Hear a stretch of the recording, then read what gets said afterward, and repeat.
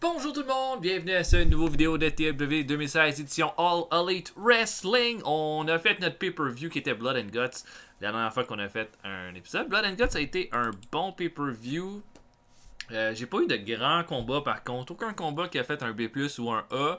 Un petit peu déçu de ça, mais en général, un pay-per-view très équilibré. On est vraiment en hausse de popularité, ça c'est clair. Pas vraiment eu un meilleur match qui s'est distingué tant que ça. Notre main event entre Pax et Ibushi a juste fait un bait. Ça m'a déçu un peu. Probablement que le combat que j'aurais eu une chance qu'il fasse la meilleure note, ça a été Hager contre Nakamura, mais Nakamura voulait pas perdre, il a fallu que je fasse un keep strong dans les options, ça a fait en sorte que la qualité du combat en a souffert. Sinon et tout, championnat par équipe, j'ai été un petit peu déçu que ça fasse seulement un B-. Puis Jericho et MJF contre Omega et TJ Perkins a seulement fait un B- aussi. Un petit peu déçu de ça. Mais là, on se dirige vers notre prochain pay-per-view qui va être All Out Warfare. C'est ça. Donc, on va être au mois de novembre. Avant qu'on commence, il y a une affaire que je voulais vérifier. Là. En fait, une affaire que moi, j'ai jamais vraiment pris le temps de bien faire, c'était les events pour les broadcasters. En fait, généralement, je suis pas mal bon là, pour bien gérer mes postes de télé. On se fait pas mal d'argent avec ça. Mais j'ai comme catché que, puis ça c'est comme on apprend à mesure de jouer, que les broadcasters, on peut en acheter autant qu'on veut pour un pay-per-view, ce qui pourrait faire en sorte qu'on aille chercher vraiment plus de sous par mois en faisant ça. Fait que tout ce que là, parce qu'en ce moment je suis broadcast juste aux États-Unis, mais je pourrais broadcaster au Canada, au Mexique, vous voyez, dans tous ces pays-là. L'affaire, c'est qu'il faut vraiment faire attention de ne pas se mettre dans une situation où tu peux pas faire un combat spécial à cause que t'es avec telle compagnie. Là. Mais je vois ça, le risk level a l'air tout high, ça c'est bon.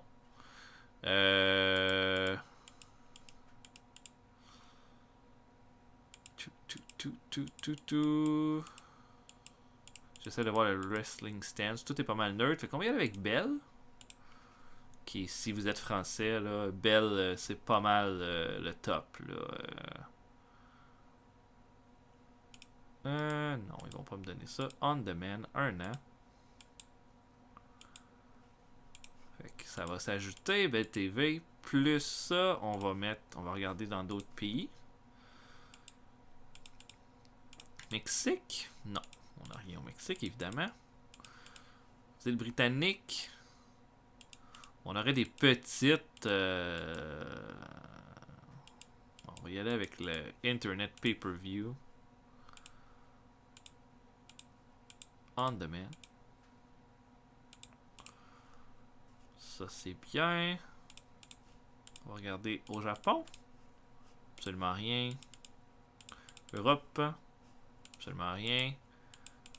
Australie, absolument rien. Ben déjà là, on vient de pas mal se donner plus de sous. Là. Déjà qu'on a fait quasiment 1 million avec notre dernier mois. C'est un peu moins que les mois qu'on a fait avant.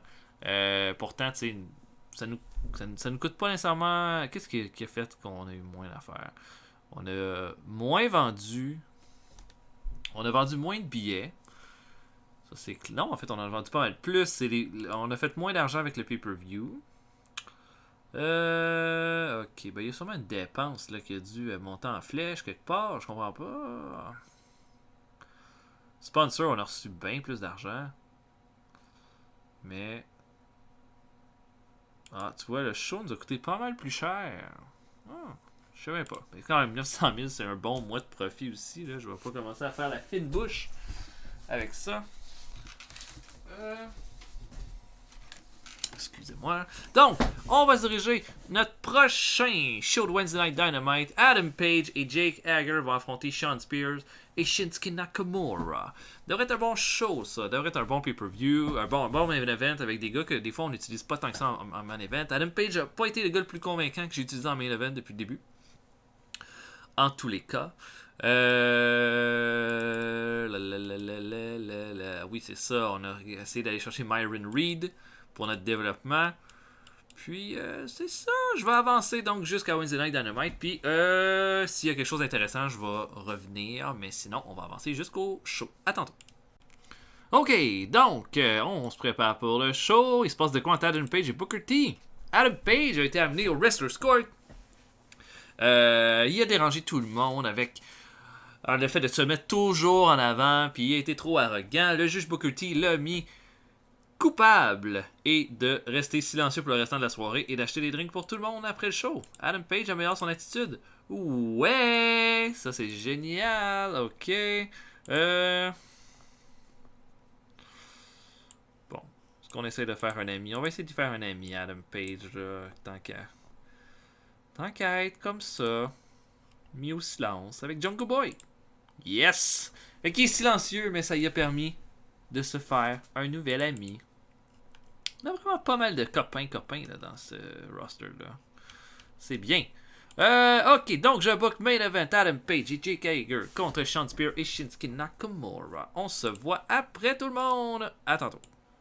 Ok, on commence en pre-show alors que Dr. Britt Baker affronte Zoe Lucas. Baker va l'emporter avec son Baker Buster à 9 minutes 55. Bon match de D. Hein, les deux ont fait une performance de D-. Ça veut dire que Zoe Lucas peut-être est en une bonne progression. Mais pas Britt Baker en tout cas.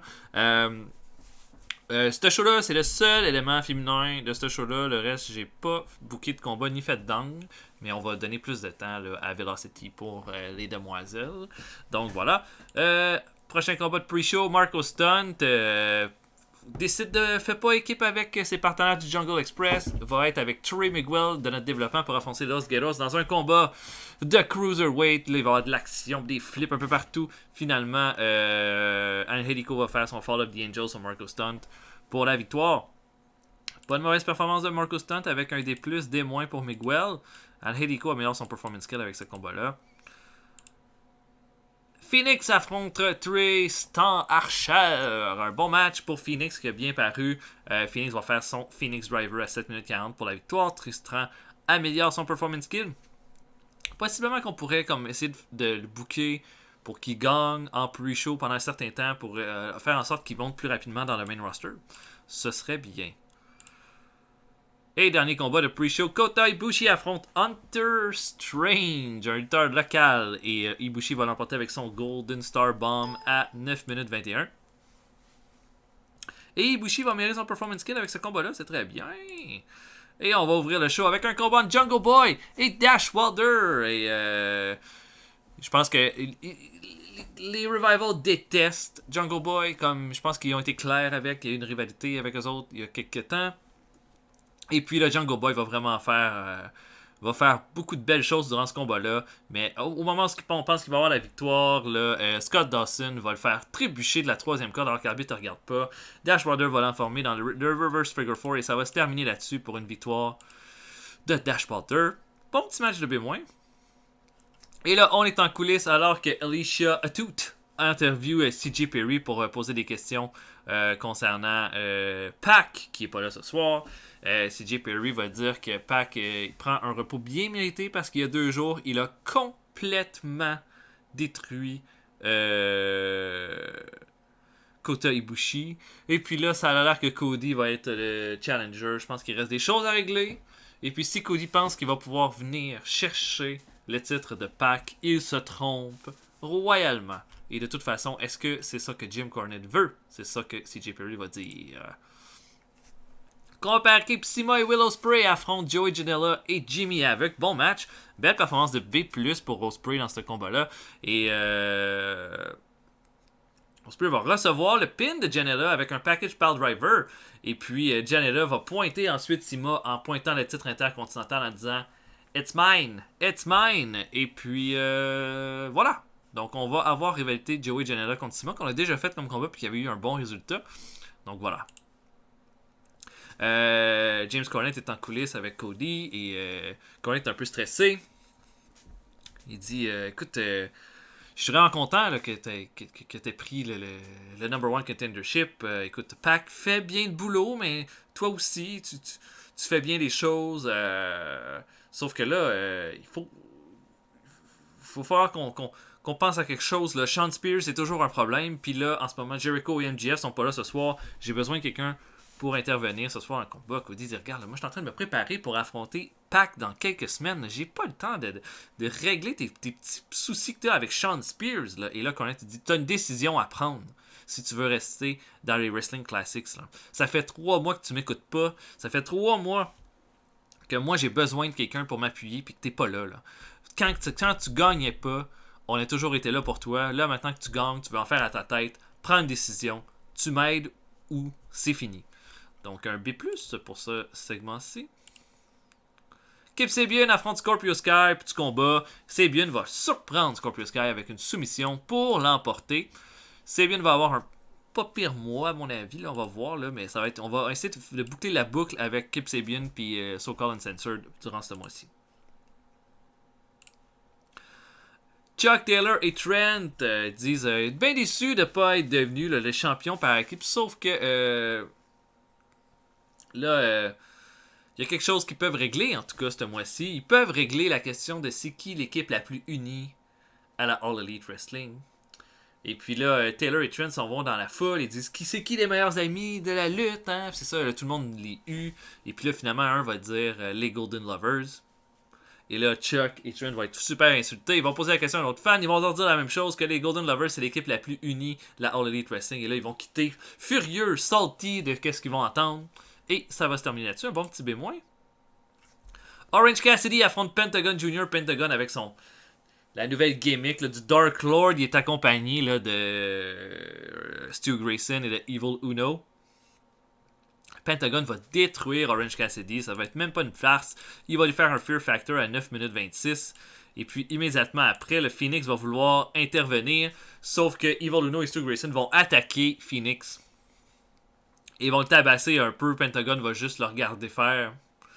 Et puis, Pentagon va quitter avec Evil Uno et Stu Grayson. Il va marcher à côté de Phoenix complètement, en l'ignorant complètement. Et voilà. C'est Brian Pillman Jr. fait une promo en disant que ce soir, Marty Scurll n'est pas avec lui. Sauf que c'est le temps pour Brian Pillman Jr. de prendre sa place. Et puis, déjà là que Marty Scurll veut un combat contre Seth Rollins, c'est bon. Lui, ce qu'il veut, c'est Bandido. Immédiatement. Il le veut au prochain pay-per-view. Et puis, ça va être le temps de montrer la montée en flèche de Brian Pillman Jr. Un D. Et notre main event, Adam Page et Jake Hager affrontent Shawn Spears et Shinsuke Nakamura. Un bon match. La meilleure performance revient à Nakamura avec un bon B+. Ça, c'est usuel de sa part. Belle performance de Jake Hager avec un B- aussi.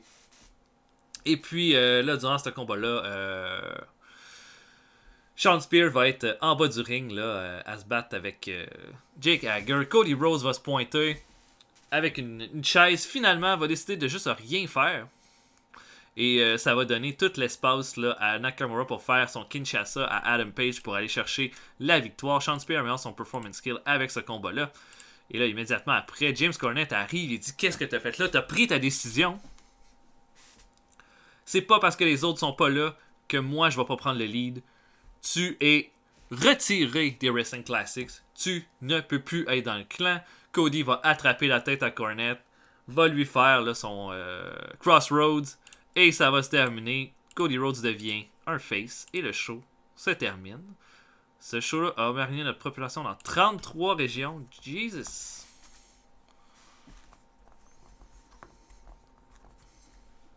C'est énorme.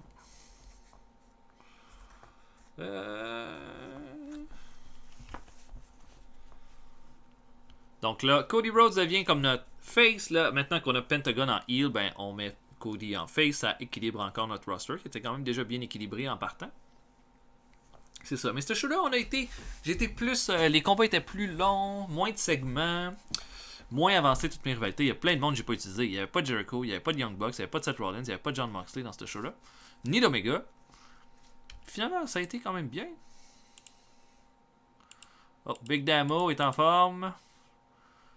Christopher Park, c'est Abyss. Il s'en sert comme road agent. 60 en psychologie, 70 en respect. Écoutez, je vais m'en passer si ça vous dérange pas. 4.87. C'est bon, c'est bon. C'est notre plus haut rating jusqu'à date. Excellent. Oh, mon Dieu. C'est vrai, lui, on l'avait juste parce que c'était un ami de Cornette. Pour pas qu'il se sente tout seul.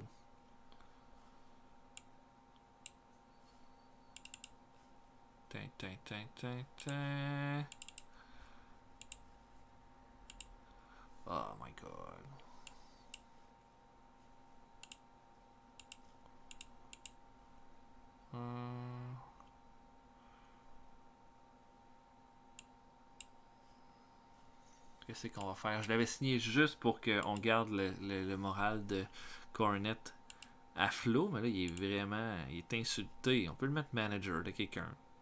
Même s'il est nul. Je sais pas qui. Mettons... Sammy. On va faire ça. Comme ça, il va avoir une petite utilisation. Bon. Qu'est-ce qu'on met pour Velocity en main event?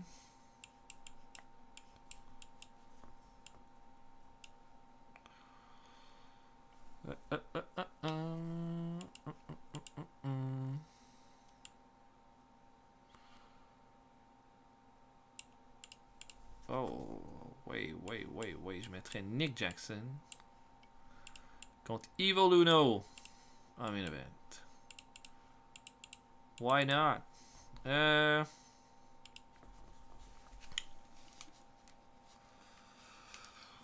Et puis, bon, il n'y a rien qui se passe de spécial. On va regarder pour faire un petit medal. Mettons Nakamura. C'est de faire un ami?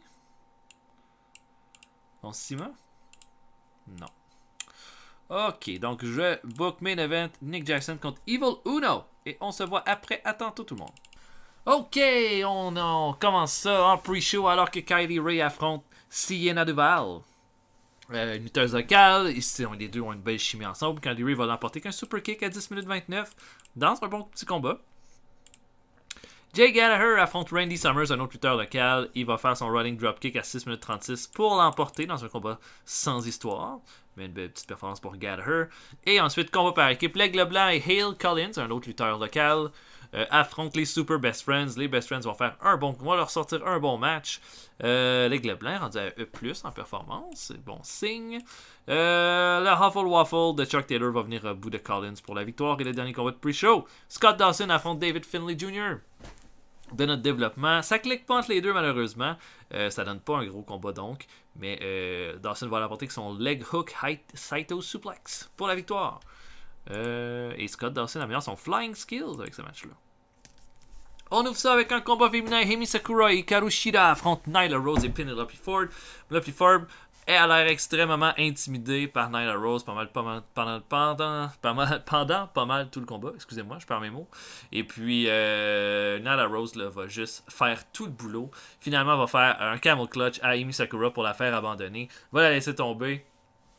Et puis Penelope Ford va dire « Ok, fine, hey, bon combat, hey, merci. » Tu sais, voilà. Emi Sakura améliore son performance skill. Nyla Rose, sa technique et son performance skill. Donc, ça va bien. On a MJF et Maxwell Jacob Friedman qui là, viennent d'apprendre qu'ils vont être les number one contenders pour les titres par équipe. Stab dans la main. Puis là, ils disent oh, mais ça va être contre. Puis là, Jericho, là, qui est complètement comme déconnecté de la réalité, va dire ouais, c'est qui les champions par équipe. Puis MJF va dire c'est Walter et Brody King. Et là, oh, leur face va changer un petit peu. Et voilà. Un bon B. Darby Allin affronte Frankie Kazarian et Darby Allin va aller chercher une belle victoire là, qui je pense qu'il avait pas mal de besoin en surprenant Frankie Kazarian avec un roll-up. J'ai encore rien pour Darby Allin ce mois-ci, mais des victoires comme ça va pouvoir permettre de garder son start quality haut. Et notre main event, Nick Jackson affronte Evil Uno. Manque de psychologie dans ce combat-là. Mais bon, Nick Jackson va l'emporter qu'un super kick à 12 minutes 58. Et là, Matt Jackson va venir après, tout bien fier. Sauf que voilà, Stu Grayson va arriver et le Dark Lord Pentagon va arriver aussi. Et là, les Jackson vont répondre en faisant un double super kick sur Evil Uno et Stu Grayson. Sauf que Pentagon, lui, va arriver. Et il va faire un flying dropkick avec ses deux pieds là, directement sur Matt et Nick Jackson. Super stiff. Et là, après ça, Evil Uno et Stu Grayson là, vont terminer le travail. Et on va terminer ça là-dessus. Un B-. Hornet. C'est la guêpe.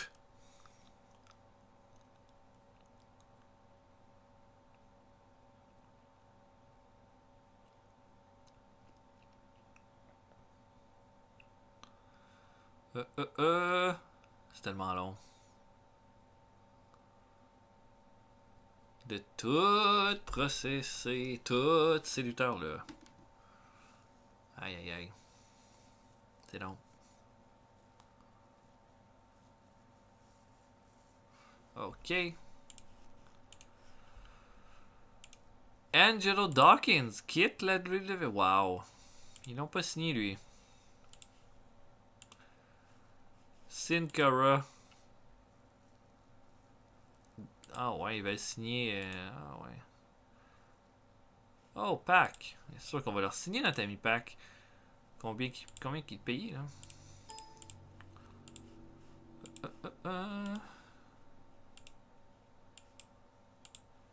13 000. Là, il veut 20 000. C'est beaucoup de plus. Donne 20 050, mettons. Pour 2 ans. Pas de bonus de signature. Hello. Oh. Bon, peut-être j'aurais pu négocier mieux que ça. Bon. Pentagon dit que Darby Allin c'est une star in the making. Il pourrait nous faire beaucoup d'argent dans le futur. C'est vrai, ça. Bon, Angelo Dawkins, ça me tente pas tant que ça. J'ai déjà pas mal de lutteurs. Biff Busick va être disponible demain. Ok, puis bon, c'est sûr que là en main event, je pourrais essayer des lutteurs que j'ai pas tant utilisé cet épisode-ci.